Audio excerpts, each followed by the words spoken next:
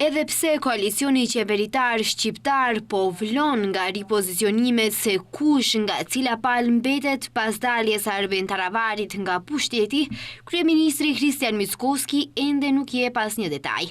Tepër i rezervuar dhe shumë i shkurt në përgjigje. Mickoski i pyetur se kur do të zbulohet emri i ri i ministrit të shëndetësisë, gjëgjësisht pasardhësi i Taravarit, ai vetëm tha se kjo do të dihet këtë javë ose më së voni javës tjetër.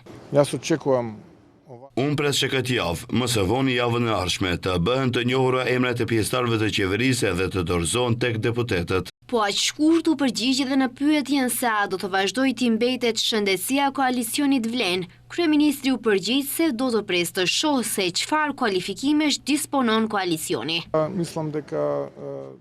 Mendoj se duhet të mbetet ajo strukturë e qeverisë, ashtu siç funksionon deri tani, kështu që pres propozim dhe do të shohim se çfarë kualifikime disponojnë.